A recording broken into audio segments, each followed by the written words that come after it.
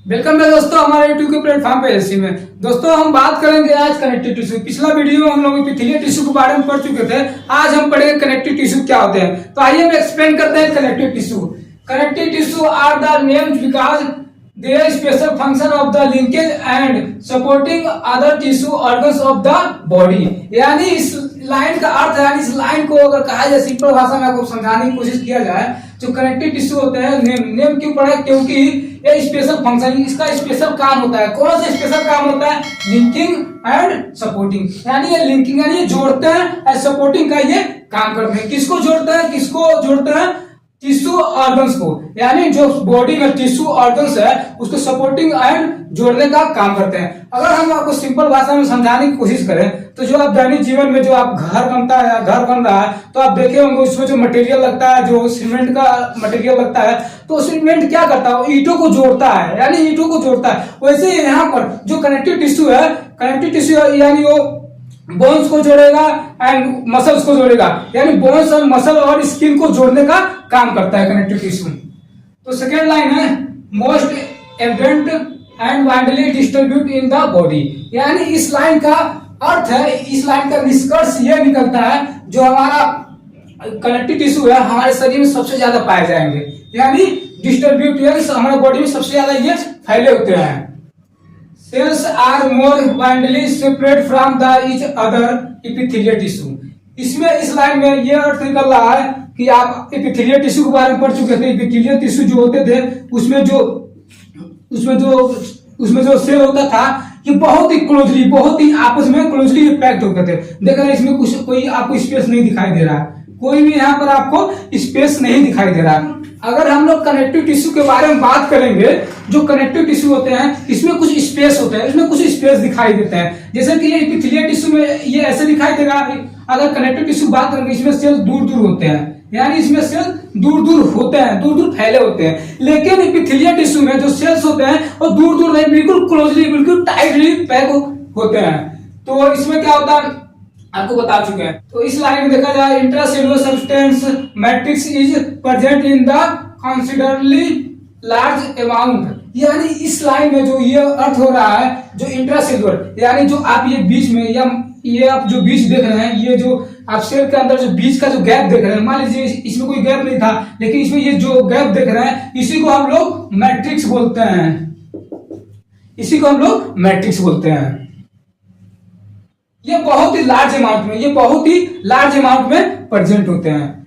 तो फ्रेंड्स आइए हम बात करते हैं फंक्शंस। इसमें जो कनेक्टिव टिश्यू होते हैं वो इसके कुछ फंक्शंस होते हैं। तो आइए हम बात करते हैं ये फंक्शन, ये कौन कौन सा काम करता है, ये क्या काम करता है, आइए हम बात करते हैं। ये बाइंडिंग एंड स्ट्रक्चर सपोर्टिंग। ये बाइंडिंग यानी ये जोड़ के रखने का काम करता है, ये जोड़ता है। एंड स्ट्रक्चर एंड सपोर्टिंग, जो स्ट्रक्चर जो बोन्स होते हैं, जो बोन्स का स्ट्रक्चर होता है उसको ये कनेक्ट यानी जोड़ने का यानी बाइंडिंग करने का ये काम करता है। ट्रांसपोर्ट एंड ट्रांसपोर्ट का काम क्या होता है? ट्रांसपोर्ट का काम ये होता है, अगर इसका कुछ एग्जांपल लिया जाए तो ब्लड हो गया। ब्लड क्या करता है? ट्रांसपोर्ट करता है, ऑक्सीजन को ट्रांसपोर्ट करता है एंड न्यूट्रिएंट्स का ट्रांसपोर्ट करता है। तो वही यहाँ बताया गया ट्रांसपोर्ट। एंड थर्ड लाइन बताया गया medium for the exchange of the nutrients and waste product. यानी एक्सचेंज, जो न्यूट्रिएंट्स होते हैं उनको एक स्थान से दूसरे स्थान तक ब्लड की सहायता से भेजता है न्यूट्रिएंट्स को। एंड वेस्ट प्रोडक्ट, जो वेस्ट प्रोडक्ट होता है वो किडनी में जाकर वेस्ट प्रोडक्ट एक्सचेंज हो जाते हैं, यानी बाहर निकल जाते हैं। Insulation and energy store. Insulation का क्या काम होता है? इंसुलेशन का यहाँ पर यह काम होता है जो हमारे बॉडी के अंदर जो टेम्परेचर होता है उसको बाहर ना जाने दे, यानी बाहर उसको ना निकले। जो कनेक्टिव टिश्यू होता है, जो हमारे शरीर के अंदर जो टेम्परेचर होता है उसको बाहर निकलने नहीं देता है। एनर्जी स्टोरेज, एनर्जी स्टोरेज क्या होता है? एनर्जी स्टोरेज, इसमें एनर्जी स्टोरेज होता है कनेक्टिव टिश्यू में। कनेक्टिव टिश्यू में एक आप टिश्यू पढ़ेंगे एडिपोज टिश्यू होता है। वो क्या करता है? एडिपोज टिश्यू वो फैट का होता है, वो क्या करता है? वो एनर्जी को स्टोर करता है। प्रोटेक्शन, ये यहाँ पर जो लास्ट आप देख रहे हो फंक्शन प्रोटेक्शन। इसमें क्या होगा? प्रोटेक्शन, जो ऑर्गन्स होते हैं, जो ऑर्गन्स हो गए, उसके बाद बोन्स हो गए, उसको प्रोटेक्ट यानी सुरक्षा यानी अच्छा करने का ये काम करता है, जिसे हम प्रोटेक्शन कहते हैं। तो हम बात करेंगे composition of the connective tissue. यानी कनेक्टिव टिश्यू किन किन चीजों से मिलकर बना होता है। यहाँ पर कंपोजिशन का अर्थ होता है किन किन चीजों से मिलकर बना होता है। जैसे कि आप घर बना रहे हैं या फिर आप कुछ चीज बना रहे हैं, मान लीजिए आप घर बना रहे हैं, तो घर बनाने के लिए आपको क्या क्या चीजें जरूरत पड़ेंगी, ईंटें जरूरत पड़ेंगी, आपको सीमेंट जरूरत पड़ेगी, मसाला जरूरत पड़ेंगी, पानी की जरूरत पड़ेगी। वैसे यहाँ पर components of the connective tissue, यानी इसको कनेक्टिव टिश्यू बनाने के लिए किन किन चीजों से किन किन चीजों को जरूरत पड़ेगी। तो आइए हम बात करते हैं किन किन चीजों की जरूरत पड़ेगी। यहाँ पर पहला हो गया सेल, यानी इसमें सेल्स की जरूरत पड़ेगी। दूसरा होगा एक्स्ट्रा सेलुलर मैट्रिक्स, यानी एक्स्ट्रा सेलुलर मैट्रिक्स की जरूरत पड़ेगी। सेल्स में किन किन चीजों की जरूरत पड़ेगी, जैसे हो गया फाइब्रोब्लास्ट हो गया सेल, फैट सेल हो गया, माइक्रोफेज सेल हो गया, ल्यूकोसाइट सेल हो गया, मस्ट सेल हो गया, प्लाज्मा सेल हो गया। तो आइए हम बात करते हैं फाइब्रोब्लास्ट सेल, उसका कैसे दिखता है। मान लीजिए ये आप देख रहे हैं जितने भी सेल है, सेल का कोई आकार तो होगा, कोई ना कोई तो आकार हो, कैसे दिखे, कैसे आप जानेंगे ये सेल्स कैसे दिखते हैं। तो यहाँ पर आपको डायग्राम में बताया गया। जो फाइब्रोब्लास्ट होता है, ये आप देख रहे हो, जो फाइब्रोब्लास्ट होता है उसका आप सेल्स देख रहे हैं, इसका सेल्स स्ट्रक्चर देख लीजिए किस तरह बना हुआ है, इसका स्ट्रक्चर कुछ अलग होता है। तो वैसे यहाँ पर फैट सेल हो गया, फैट सेल का स्ट्रक्चर आप देख रहे हैं कैसे है। माइक्रोफेज सेल हो गया, माइक्रोफेज का सेल का स्ट्रक्चर आप देख रहे हैं, भी मतलब कुछ मतलब ऊपर खाबड़ है, यानी बराबर नहीं है। वैसे यहाँ पर ल्यूकोसाइट सेल हो गया, ल्यूकोसाइट का सेल का स्ट्रक्चर आप देख रहे हैं। मास्ट सेल हो गया, मास्ट सेल का स्ट्रक्चर प्लाज्मा सेल हो गया, यानी प्लाज्मा सेल। यानी आपको ये जिन जिन चीजों का आपका ये सेल्स का स्ट्रक्चर दिखाई दे रहा है, ये आप देख रहे हैं स्ट्रक्चर, यही आगे जाकर हम लोग को बहुत ही डीपली, यानी बहुत ही आसान तरीकों में आगे जाकर पढ़ना हम लोग को, और बहुत ही इजी लैंग्वेज में हम लोग को पढ़ना है। आपको कुछ मतलब इंट्रोडक्शन यहाँ को बता दिया गया है, ताकि कि आपको आगे में पढ़ाई या आगे टॉपिक को पढ़ने में आपको आसानी होगी। तो आइए फ्रेंड्स, इसमें क्या होता है, एक्स्ट्रा सेलुलर मैट्रिक्स में क्या होता है, इसमें भी इसके दो पार्ट होते हैं, फाइबर्स एंड ग्राउंड सब्सटेंस। यानी फाइबर्स क्या होते हैं, फाइबर्स ये होते हैं कि जैसे कि आप जो आप देख रहे हैं धागे में संरचना, उसी को हम फाइबर्स कहते हैं। इन सारे चीजों को मोटा मोटा में आपको समझाने की कोशिश करें। जैसे कि आप जब सेवैया बनाते हैं, तो सेवई बनाते हैं, तो जो सेवई आपको बना हुआ होता है, जो फाइबर में दिखता है, जो फाइबर में संरचना दिखता है पतले पतले, उसको हम कहेंगे फाइबर्स। यानी उसमें जो आप मटेरियल डाल रहे हैं, दूध डालेंगे तो उसको कहेंगे हम लोग ग्राउंड सब्सटेंस कहेंगे हम। या उसके बाद आप मान लीजिए दूध डालनी है, उसके बाद सेवई डालनी है, उसके बाद कुछ बादाम काजू किशमिश तो डालेंगे ना, जो बादाम काजू किशमिश डालेंगे उसी को हम लोग कहेंगे सेल्स। तो आइए हम बात करेंगे फाइबर्स क्या क्या होते हैं। तो ये फाइबर कितने प्रकार के होते हैं, आइए हम बात करते हैं। फाइबर होते हैं, कोलेजन फाइबर होते हैं, इलास्टिन फाइबर होते हैं, रेटिकुलर फाइबर्स होते हैं। तो ये तीनों हो गया। कोलेजन फाइबर्स क्या होते हैं, हम लोग आगे इसको बहुत डीपली पढ़ेंगे। कुछ आपको इसका स्ट्रक्चर बता दे रहे हैं। कोलेजन फाइबर क्या होते हैं, कोलेजन फाइबर होते हैं, ये बंडल में संरचना होते हैं। मतलब ये मोटा मोटा, ये आप देख रहे हैं, ये मान लीजिए इधर है, ये बंडल में संरचना होती है। इसमें कोई ब्रांच यानी कोई भी इसकी शाखाएं नहीं होती है। किसका, कोलेजन फाइबर का। इलास्टिन फाइबर क्या होता है, इलास्टिन फाइबर जो कोलेजन फाइबर होता है, इससे थोड़ा पतला होता है। ये आप देख रहे हैं। अब इलास्टिन फाइबर देखेंगे तो ये आपको ये दिखाई देगा, मतलब इससे आपको थोड़ा सा पतला दिखाई देगा। वही आप रेटिकुलर फाइबर्स को देखेंगे, ये बहुत ही पतले दिखाई देते हैं।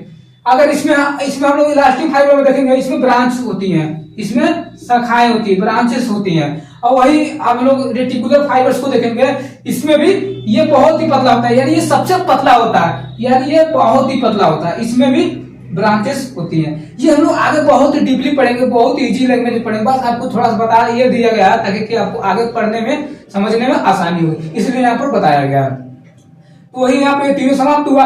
ये ग्राउंड सब्सटेंस क्या होते हैं, ग्राउंड सब्सटेंस होते हैं वाटर और पॉलीसेकेराइड से जो मिलकर बने होते हैं, यानी सुक्रोज से जो मिलकर बने होते हैं, उसे हम ग्राउंड सब्सटेंस कहते हैं। तो कौन कौन से पॉलीसेकेराइड से मिलकर बने होते हैं, ग्लाइकोप्रोटीन हो गया, उसके बाद ग्लाइको एमिनो ग्लाइकोज हो गया, और थर्ड है वाटर हो गया।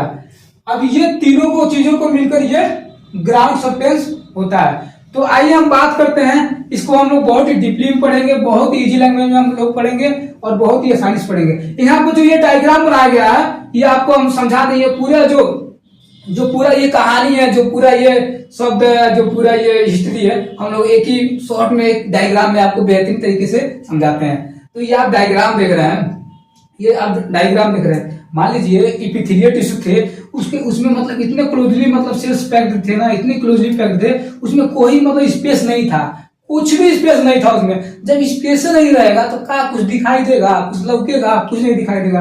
वैसे यहाँ पर है, यहाँ पर हम लोग देखेंगे इसमें स्पेस होगा, इसमें जगह होगा। अच्छा मान लीजिए जब जगह होता है तो कुछ ना कुछ चीजें तो होती है ना। अगर जब जगह होगा, मान लीजिए अगर रूम में जगह होगा तो कुछ ना कुछ चीज आप डालेंगे, कोई ना कोई चीज सामान ला एडजस्ट करेंगे। अच्छा जगह ये नहीं रहेगा तो क्या कुछ डालेंगे, कुछ नहीं डालेंगे। वैसे कहेंगे छोड़ो जाने दो, भरा हुआ सामान है छोड़ो। तो वैसे यहाँ पर हो गया।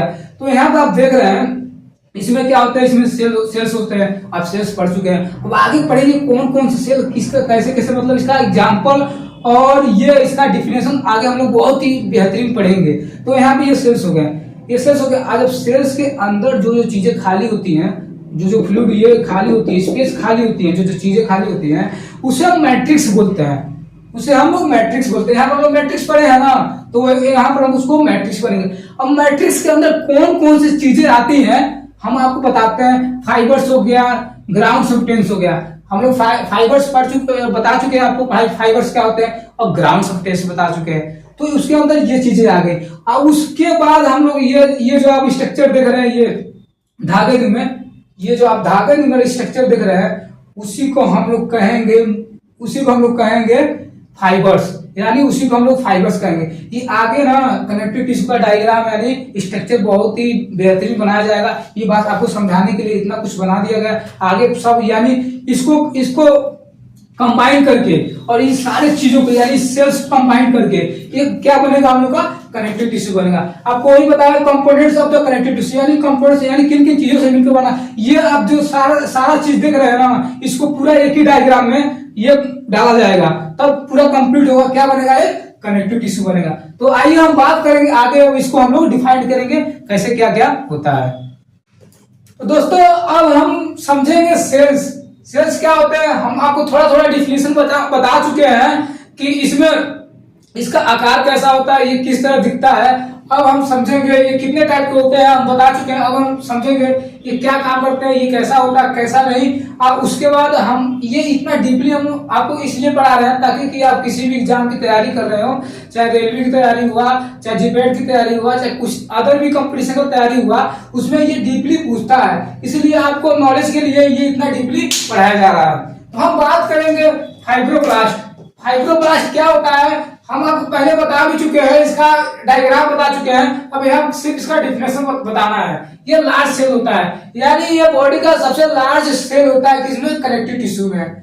Irregular process manufacture extracellular matrix, यानी इरेगुलर प्रोसेस। जैसे कि इसका आपको शेप बताए थे, ये आपका ये शेप बताए थे। जो ये प्रोसेस होता है, जो ये पोर्शन होता है, ये साइड वाला, उसको हम इरेगुलर प्रोसेस कहते हैं। मैन्युफैक्चरिंग एक्स्ट्रासेल्युलर मैट्रिक्स, यानी ये बनाता क्या बनाता है, एक्स्ट्रासेल्युलर मैट्रिक्स बनाता है। जो आपको बताए थे हम, जो डायग्राम में बताए थे, जो सेल के उसके सेल के बाहर जो फ्लूइड सा दिख रहा था, उसे हम एक्स्ट्रासेल्युलर मैट्रिक्स कहते थे। उसी को हम लोग बता रहे हैं यहाँ पे। तो इसका सेकेंड लाइन है active in the tissue repair, यानी ये क्या करता है, टिश्यू रिपेयरिंग का काम करता है। यानी ये जो फाइब्रोब्लास्ट है वो टिश्यू रिपेयर का काम करता है।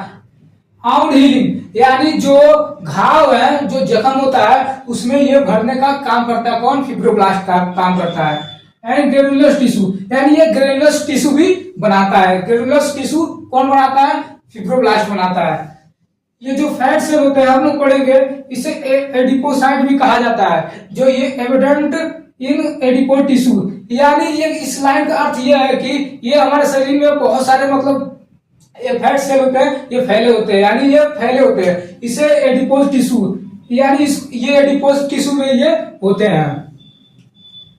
तो मैक्रोफेजेस, मैक्रोफेज क्या होते हैं, some are the fix in the connective tissue, ये कनेक्टिव टिश्यू में ये फिक्स्ड होते हैं। एंड सम आर मोटाइल, यानी ये मोशन करते हैं, यानी ये गति करते हैं। तो take part in the body defence monocyte microphages defence system, यानी इस लाइन का अर्थ यह है कि जो बॉडी को डिफेंस, यानी बॉडी को जो डिफेंस करने का ये काम करता है। डिफेंस मतलब कोई मतलब बैक्टीरिया हमारे बॉडी में एंटर करता है तो उसको किल यानी उसको जान से मारने की कोशिश करते हैं या उसको जान से मार देते हैं, उसको हम कहते हैं डिफेंस, यानी सुरक्षा या रक्षा करने का काम करते हैं। ल्यूकोसाइड, ल्यूकोसाइड क्या होता है? ये डब्ल्यूबीसी प्लाज्मा, ये ब्लड होता है, इसमें डब्ल्यूबीसी प्लाज्मा पाए जाते हैं, प्लाज्मा सेल्स पाए जाते हैं। इसमें क्या होता है? सीक्रेट एंटीबायोटिक्स, सीक्रेट एंटीबॉडी, इसमें क्या होता है?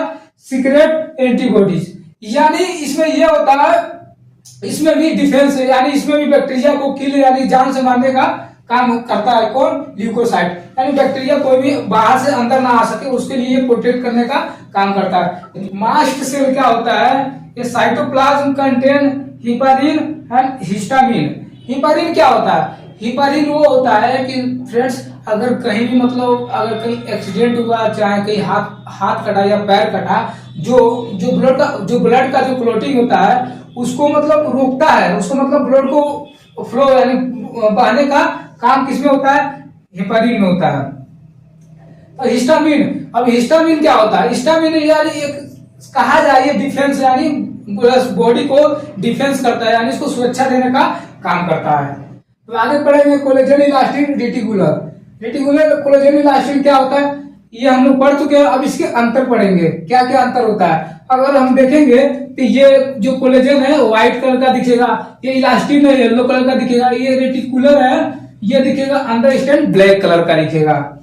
ये कोलेजन एंजाइम से मिलकर बना होता है, ये इलास्टिन एंजाइम से मिलकर बना होता है, ये रेटिकुलर एंजाइम से मिलकर बना होता है। ये वेरी थिक यानी हम आपको बता चुके हैं, ये वेरी थिक यानी बहुत ही ये मोटा होता है, बंडल इसकी संरचना होती है, बहुत ही मोटा होता है। ये थिक यानी इससे ये पतला होता है, ये थिक नेस्ट यानी ये बहुत ही पतला होता है, धागे में संरचना होती है इसकी।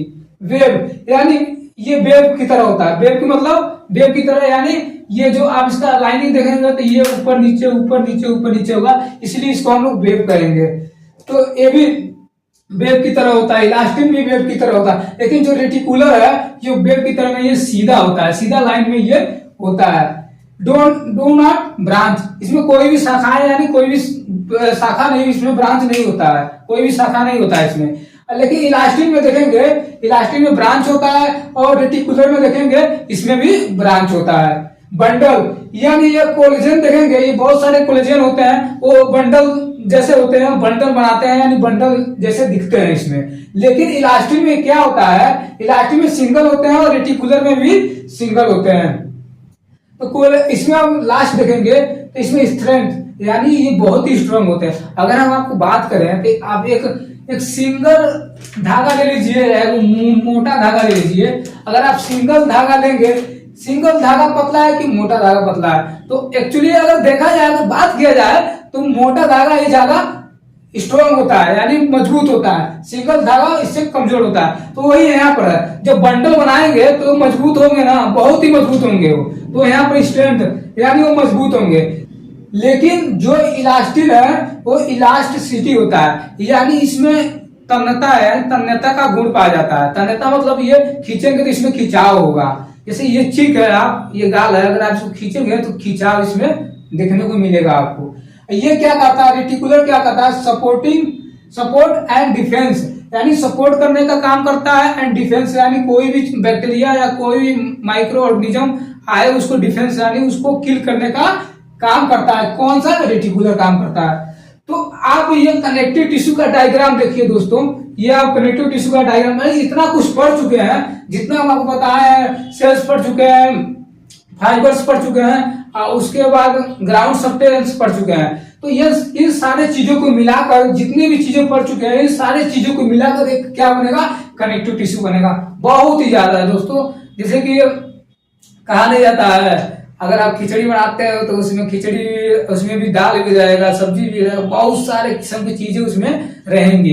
वैसे ही यहाँ पर भी, यहाँ पर देख रहे हैं ये डायग्राम, इसमें बहुत सारी चीजें दिखाई देंगे, लेकिन आप घबराइएगा नहीं। जो इसीलिए मैं आपको तोड़ तोड़ कर हर एक चीज का डायग्राम से हम आपको समझाएं, ताकि कि आप समझेंगे तो समझे रहेंगे, तो आपको ये डायग्राम बनाना बिल्कुल आपको हल्का हो जाएगा, एकदम इजी हो जाएगा।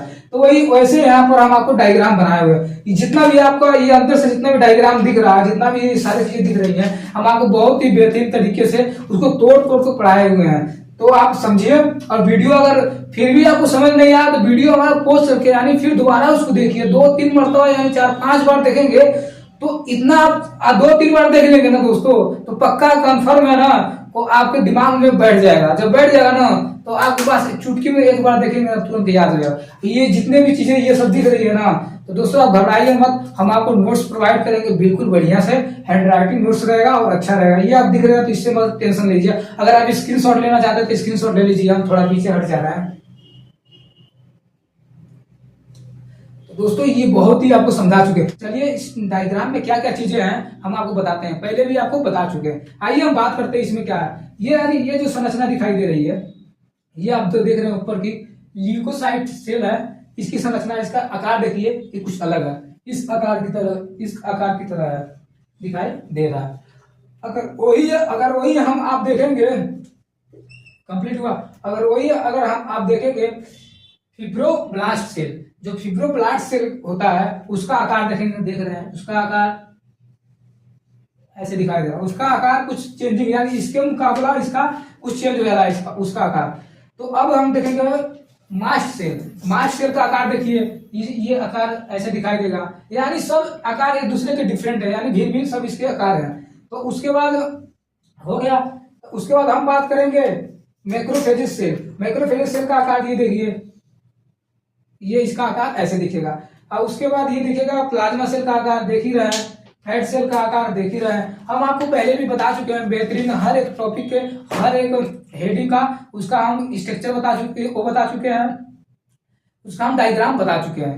तो अगर आपको इतना में आपको कठिन लग रहा है, बहुत ज्यादा मतलब डिफिकल्ट लग रहा है, तो आप वीडियो पॉज करेंगे, उसमें देखेंगे आप जितने भी हम ये सेल्स पढ़ाए हैं उसका हम डायग्राम पहले ही बता चुके हैं, तो वही डायग्राम इसमें ही ऐड किया गया है। तो आप ये देख रहे हैं।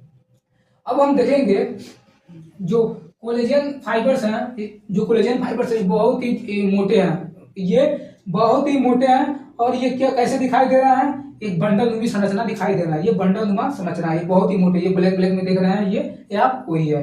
उसके बाद इलास्टिन फाइबर्स देखेंगे आप, इससे थोड़ा सा ये मोटे दिखाई दे रहे हैं, लेकिन इसमें है ब्रांच हो गया, देख रहे हैं आप, एक इधर गया, एक उधर गया है, इसमें बहुत सारे ब्रांच दिखाई दे रहे हैं आपको। अब रेटिकुलर फाइबर्स देखेंगे, रेटिकुलर फाइबर्स क्या है, ये इससे भी यानी सबसे पतले ये फाइबर्स हैं, ये आप देख रहे हैं, ये सबसे पतले फाइबर, इसके भी ब्रांच है, देख ही रहे हैं आप, इसके भी बहुत सारे ब्रांच हैं। तो वही दोस्तों हम आपको बता चुके हैं कि जितने भी ये सारी चीजें हैं, अगर आप वीडियो पॉज करके देखेंगे तो वही जो डायग्राम आपको बताया उसको डायग्राम को सब एक ही में ऐड कर देंगे, तो आपका एक कनेक्टिव टिश्यू बन जाएगा।